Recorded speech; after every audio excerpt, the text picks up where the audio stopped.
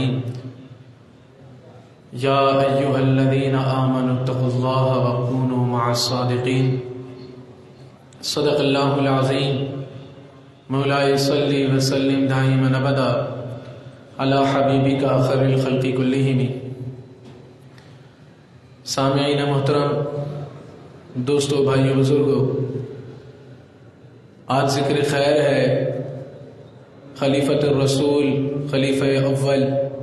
حضرت سیدنا صدیق اکبر رضی اللہ تعالی عنہ کا۔ آپ کی فضیلت بے تحاشا بلند و بالا ہے، جیسا کہ حضرت نے شروع محفل میں فرمایا کہ انبیاء کے بعد جن کا مرتبہ ہو تو وہ کس قدر عظیم تر ہوں گے۔ اور آپ کو یاد ہوگا گزشتہ جو ہماری نشست تھی اس میں جو حدیث مبارک میں نے آپ کے سامنے عرض کی تھی کہ آقا کریم صلی اللہ علیہ وسلم نے فرمایا کہ اے سیدنا صدیق اکبر رضی اللہ تعالیٰ عنہ، اگر تمام درخت دنیا کے قلم بن جائیں اور یہ زمین و آسمان لکھنے کی جگہ بن جائیں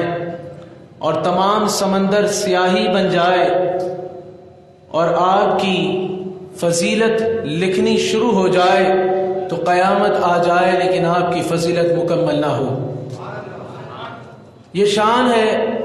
حضرت سیدنا صدیق اکبر رضی اللہ تعالیٰ عنہ کی۔ اب اس قدر افضلیت کے باوجود کہ آقا کریم صلی اللہ علیہ وسلم نے جن کی غار حرا کی ایک نیکی کو سیدنا حضرت عمر فاروق رضی اللہ تعالیٰ عنہ کی تمام نیکیوں کے برابر کہا ہو، تو آپ اندازہ کریں اتنی بڑی فضیلت ہونے کے باوجود اتنی سادہ زندگی کیسے گزاری۔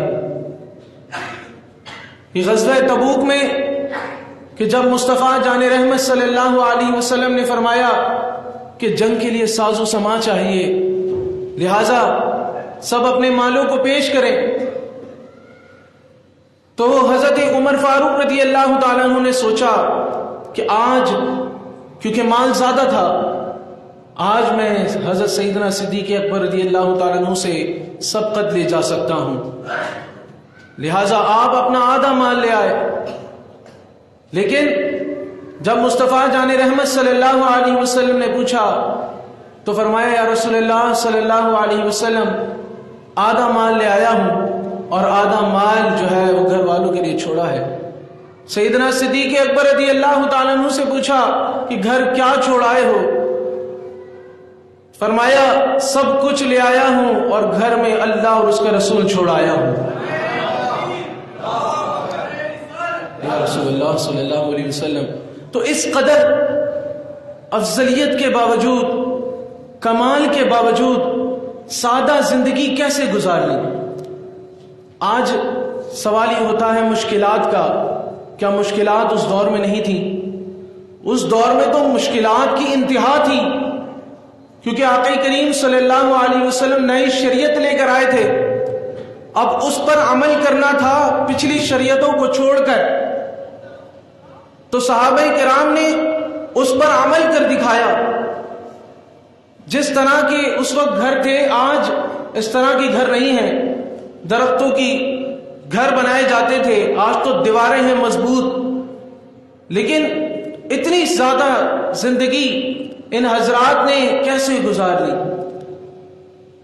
آپ قرآن میں غور کریں تو قرآن خود یہ بیان کر رہا ہے کہ ایسی سادہ زندگی کون لوگ گزارتے ہیں۔ سورہ یوسف میں حضرت یوسف علیہ السلام کا واقعہ اللہ تعالیٰ نے ذکر کیا ہے کہ جب حضرت زلیخا کے دوستوں نے دیکھا حضرت یوسف علیہ السلام کو تو اب چھریوں سے اپنی انگلیاں کاٹ دیں اور انہیں اثر نہیں ہوا، تو لہٰذا یہ بات ثابت ہوئی کہ صحابہ کرام نے اتنی سادہ زندگی اس سبب سے گزار لی کہ عشق مصطفیٰ صلی اللہ علیہ وسلم سینے میں پیوست ہو چکا تھا۔ ایک ایک کھجور پر دن گزار لیا کرتے تھے، کیونکہ عشق مصطفیٰ سینے میں تھا، اب کچھ نظر نہیں آتا تھا، جس سے پتہ یہ چلا کہ جس کے سینے میں عشق مصطفیٰ ہو تو زندگی کی مشکلات کیا، موت کی تکلیف بھی اسے تکلیف نہیں لگتی۔ تو یہ بات ہمیں حضرت سیدنا صدیق اکبر رضی اللہ تعالیٰ عنہ کی ذات سکھاتی ہے، یہ صحابہ کرام کی زندگیاں ہمیں سکھاتی ہیں کہ ہم نے کیسے زندگی گزارنی ہے۔ اب آپ دیکھیے نا، جب حضرت سیدنا صدیق اکبر رضی اللہ تعالیٰ عنہ کے پاس پاورز آئیں، جب آپ خلیفہ مقرر ہوئے تو آپ نے پہلا خطبہ کیا ارشاد فرمایا،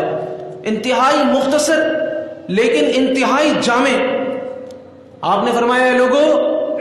مجھے تمہارے اوپر امیر اور والی مقرر کیا گیا ہے، حالانکہ میں تم سے بہتر نہیں ہوں۔ دنیا جانتی ہے کہ انبیاء کے بعد آپ کا مقام ہے،